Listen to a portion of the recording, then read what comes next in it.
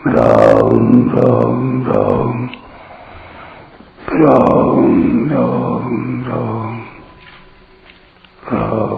राम राम नारायण नारायण।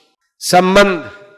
आसुर स्वभाव वाले व्यक्ति लोभ, क्रोध और अभिमान को लेकर किस प्रकार के मनोरथ किया करते हैं उसे क्रमशः आगे के 3 श्लोकों में बताते हैं।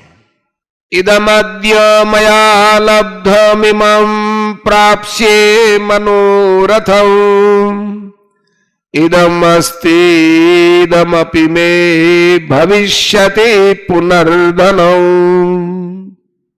वे इस प्रकार के मनोरथ किया करते हैं कि इतनी वस्तुएं तो हमने आज प्राप्त कर ली और अब इस मनोरथ को प्राप्त कर लेंगे, अर्थात पूरा कर लेंगे।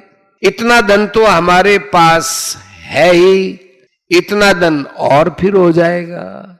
व्याख्या। इदमद्य मया लब्धमिमं प्राप्स्ये मनोरथम्। आसुरी प्रकृति वाले व्यक्ति लोभ के परायण होकर मनोरथ करते रहते हैं कि हमने अपने उद्योग से, बुद्धिमानी से, चतुराई से, होशियारी से, चालाकी से इतनी वस्तुएं तो आज प्राप्त कर ली, इतनी और प्राप्त कर लेंगे। इतनी वस्तुएं तो हमारे पास है और इतनी वहां से आ जाएगी, इतना धन व्यापार से आ जाएगा। हमारा लड़का इतना पढ़ा हुआ है, अतः इतना धन और वस्तुएं उसके विवाह में आ जाएंगे। इतना धन टैक्स की चोरी से बच जाएगा, इतना जमीन से आ जाएगा, इतना मकानों के किराए से आ जाएगा, इतना ब्याज का आ जाएगा। इदम अस्ति इदमपि मे भविष्यति पुनर्धनम। जैसे जैसे उसका लोभ बढ़ता जाता है वैसे ही वैसे उनके मनोरथ भी बढ़ते जाते हैं। जब उनका चिंतन बढ़ जाता है तब वे चलते फिरते हुए, काम धंधा करते हुए, भोजन करते हुए, मलमूत्र का त्याग करते हुए और यदि नित्य कर्म करते हैं तो उसे भी करते हुए भी धन कैसे बढ़े इसका चिंतन करते रहते हैं। इतनी दुकानें, मील, कारखाने और हमने खोल लिए हैं, इतनी और खुल जाए। इतनी गायें, भैंसें, भेड़ बकरियां आदि तो हैं ही, इतनी और हो जाए। इतनी जमीन तो हमारे पास है पर अब यह बहुत थोड़ी है, किसी तरह से और मिल जाए तो बहुत अच्छा हो जाएगा।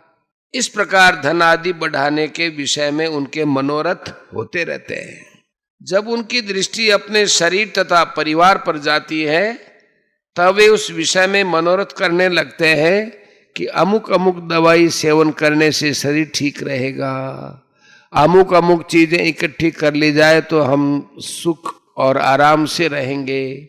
एयर कंडीशन वाली गाड़ी मंगवा ले जिससे बाहर की गर्मी आदि न लगे। ऊन के ऐसे वस्त्र मंगवा ले जिससे सर्दी न लगे। ऐसा बरसाती कोट या छाता मंगवा ले जिससे वर्षा से शरीर गीला न हो। ऐसे ऐसे गहने, कपड़े और श्रृंगार आदि की सामग्री मंगवा ले जिससे हम खूब सुंदर दिखाई दें, आदि आदि।